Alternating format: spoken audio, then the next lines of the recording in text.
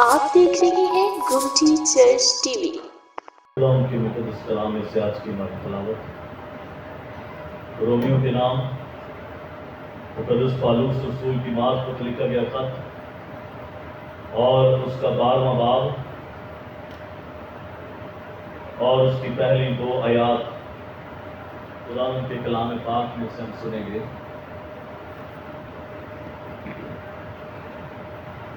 مقدس پالوس رسول کی معرفت لکھا گیا رومیو کے نام خط اور اس کا 12واں باب اور اس کی پہلی 2 آیات ہم خداوند کے کلام پاک میں سے سنیں گے۔ خداوند کے کلام پاک میں لکھا ہوا ہے، بس اے بھائیو، میں خدا کی رحمتیں یاد دلا کر تم سے التماس کرتا ہوں کہ اپنے بدن ایسی قربانی ہونے کے لیے نذر کرو جو زندہ اور پاک اور خدا کو پسندیدہ ہو، یہی تمہاری معقول عبادت ہے۔ اور اس جہان کے ہم شکل نہ بنو، بلکہ عقل نہیں ہو جانے سے اپنی صورت بدلتے جاؤ، تاکہ خدا کی نیک اور پسندیدہ اور کامل مرضی تجربے سے معلوم کرتے رہو۔ خدا کا شکر اس کے کلام کے لیے، آمین۔ رومیو کے نام لکھا گیا یہ خط جو ہے مقدس پالوس رسول نے اپنے تیسرے مشنری سفر کے آخر میں لکھا، اور علماء یہ خیال کرتے ہیں کہ تقریباً سن 57 عیسوی کے قریب اس نے، اور علماء یہ بھی خیال کرتے ہیں کہ یہ خط جو ہے نئے عہد نامے میں ایک بہت اہمیت کا حامل ہے۔ پڑھنے کے وسیلہ سے خدا کے بہت بڑے خادم سینٹ اگسٹین اور اس کے بعد مارٹن لوتھر اور جان ویزلی، ان تینوں کی زندگیاں اس خط کو پڑھنے کے وسیلے سے متاثر ہوئی، اور مقدس کلام میں یہ جو 12واں باب ہے یہ بڑی اہمیت کا حامل ہے، کیونکہ اس میں 12ویں باب کی پہلی آیت میں لکھا ہے، بس اے بھائیو، میں خدا کی رحمتیں یاد دلا کر تم سے التماس کرتا ہوں۔ میں خدا کی رحمتیں یاد دلا کر تم سے التماس کرتا ہوں۔ مقدس پالوس رسول روم کی اس کلیسیا کو جب یہ خط لکھتے ہیں تو وہ خدا کی رحمتوں کی یاد دہانی کرتے ہیں۔ یہ خط جو ہے یہ رومیو کے خط کے پہلے 11 ابواب کا مطالعہ کریں تو وہاں پر ہمیں خدا کی رحمتوں کا ذکر ملتا ہے کہ کون سی رحمتیں ہیں جس کا ذکر جو ہے وہ مقدس پالوس رسول اس 12ویں باب کے آغاز میں کرتا ہے۔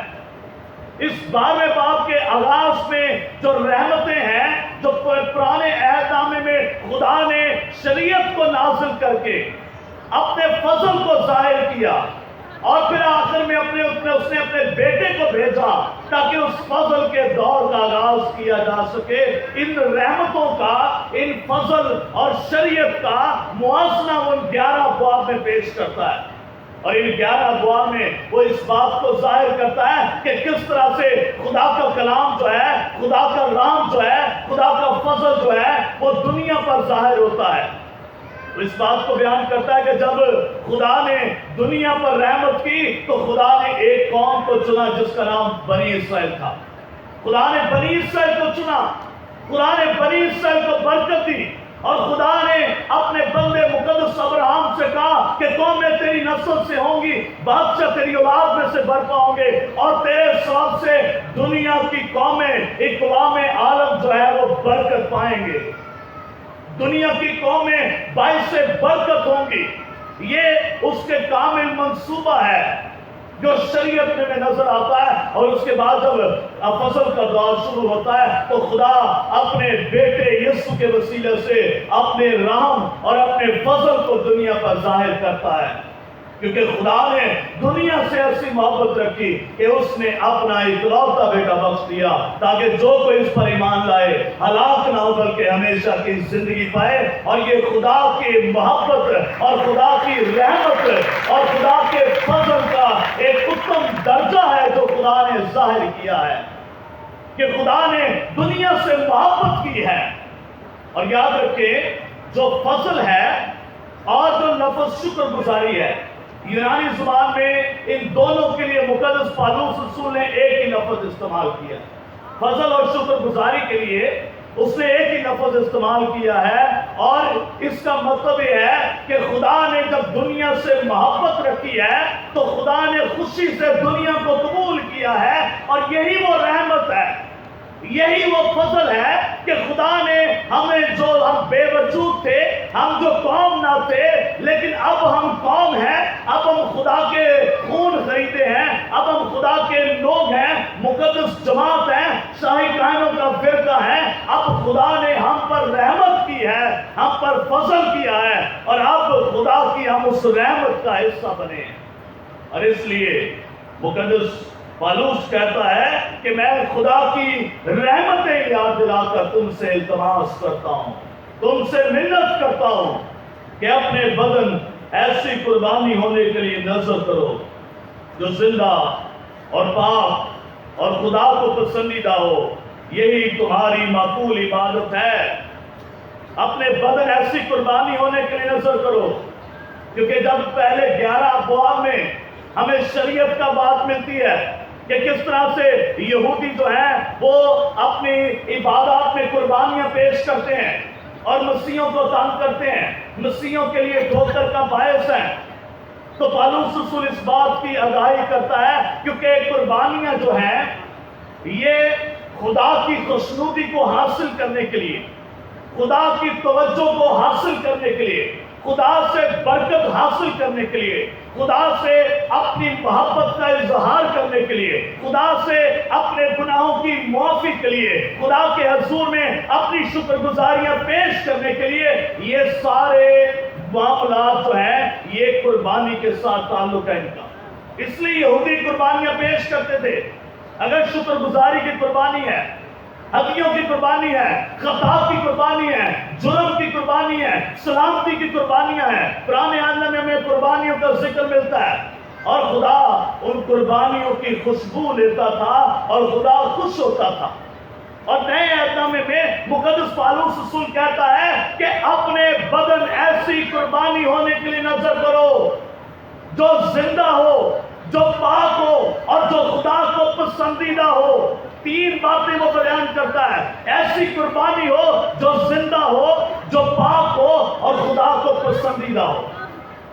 یہ کہتا ہے یہی تمہاری معقول عبادت ہے، یہی تمہاری درست عبادت ہے، یہی تمہاری مناسب عبادت ہے، یہی تمہاری حقیقی عبادت ہے، یہی تمہاری سچی عبادت ہے. یہ اس لفظ کے سارے مطلب ہیں. یہ ہماری درست عبادت کا صحیح طریقہ کار ہے. اور پرانے عہد میں کی قربانیوں پر اگر ہم غور کریں تو خدا نے کہا تھا کہ جانور جب لیے جائیں تو وہ زندہ ہوں. کوئی مردہ جانور خدا کی حضوری میں نہ آئے. اگلی بات وہ پاک ہو، اور تیسری بات کہ وہ خدا کی پسندیدہ جانور ہو، کیونکہ خدا نے کچھ جانوروں کو پسند کیا تھا اور کچھ کو رد کیا تھا. کچھ کی قربانی کو خدا نے قبول ٹھہرایا اور کچھ قربانیوں کو خدا نے کہا تھا کہ ٹھیک ہے ناپاک جانور خدا ان کی حضوری میں قربان نہ کیے جائیں. خدا نے ان کو پسند نہیں کیا. خدا نے پاک جانوروں کو، جن کو خدا نے پسند کیا، خدا نے ان کو قبول ٹھہرایا. اور اس لیے مقدس پالوس رسول کہتا ہے اپنے بدن ایسی قربانی ہونے کے لیے نذر کرو، کیونکہ ہمارا بڑا قربان ہو گیا ہے. اب ہمیں اپنی قربانیاں اپنے بدنوں سے ظاہر کرنے کی ضرورت ہے. اپنے بدن ایسی قربانی ہونے کے نذر کرو جو زندہ ہو. آج خدا ہمارے اندر رہتا ہے، خدا ہم سے قربانی کا تقاضا کرتا ہے، اور خدا ہم سے زندہ قربانی کا تقاضا کرتا ہے. اور یہ زندہ تقاضا کیا ہے؟ یہ زندہ قربانی کی بات کیا ہے؟ ہم سب زندہ ہیں. پھر کیوں یہاں پر لکھا ہے کہ ہمیں زندہ ہونے کی ضرورت ہے؟ یہ روحانی طور پر زندہ ہونے کی ضرورت ہے. کیونکہ بہت سا دفعہ ایسے ہوتا ہے کہ کلیسیا کہ کچھ افراد جو ہے وہ خدا کے گھر میں بیٹھے ہوتے ہیں، لیکن وہ بیٹھے یہاں ہوتے ہیں، لیکن ان کے دھیان، ان کے گیان، ان کے ذہن، ان کی سوچیں، ان کی فکریں وہ کہیں اور ہوتی ہیں، ان کے معاملات کہیں اور ہوتے ہیں.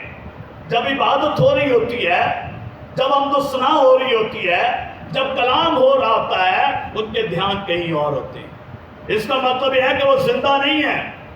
خدا کو ایسی قربانی پسند نہیں ہے کہ آپ چل کے خدا کے گھر میں تو آ گئے ہیں، لیکن آپ ذہنی طور پر یہاں موجود نہیں ہیں، آپ روحانی طور پر موجود نہیں ہیں. اور روحانی طور پر زندہ وہ ہوتا ہے جس کے اندر خدا کا روح القدس موجود ہوتا ہے. اور خدا کا روح القدس ان کے اندر موجود ہوتا ہے جس کے اندر اس کے پھل موجود ہے، جس کے اندر محبت قائم ہے، جس کے اندر خوشی ہے، جس کے اندر اطمینان ہے، جس کے اندر صلح ہے، جس کے اندر اطمینان ہے، پرہیزگاری ہے، نیکی ہے، حلم ہے. یہ 9 کے 9 پھل ہیں روح القدس کے. جن کے اندر روح القدس کے 9 پھل ہیں وہ روحانی طور پر زندہ ہیں. اور خدا ایسے روحانی لوگوں کی عبادت کو پسند کرتا ہے. اس لیے وہ کہتا ہے کہ اپنے بدن ایسی قربانی ہونے کی نظر کرو جو زندہ ہو. خدا کو زندہ قربانی پسند ہے.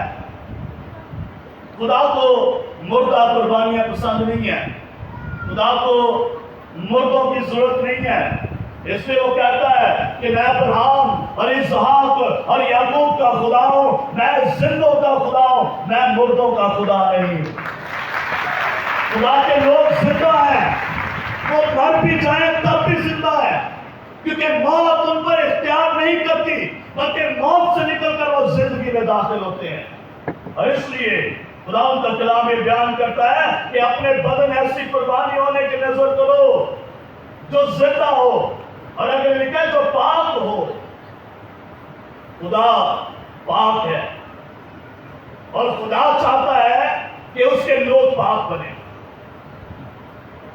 خدا نے انسان کو پیدا کیا اور خدا نے انسان کو بے عیب اور پاک پیدا کیا.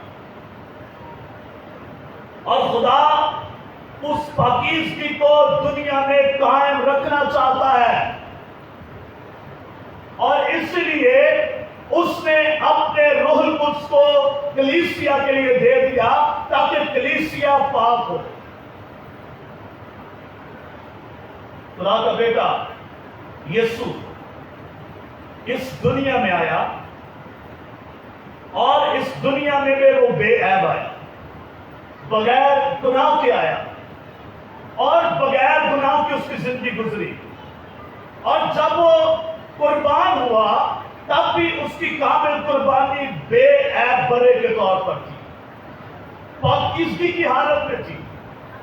روحانی طور پر وہ پاک تھا کیونکہ خدا کا بیٹا تھا، مخلوق مقدس تھا، خدا تعالیٰ کا بیٹا ہے. فرشتوں نے اسے خدا کا بیٹا کہا ہے، خدا نے اسے بیٹا کہا ہے. خدا کہتا ہے یہ میرا پیارا بیٹا جس سے میں خوش ہوں.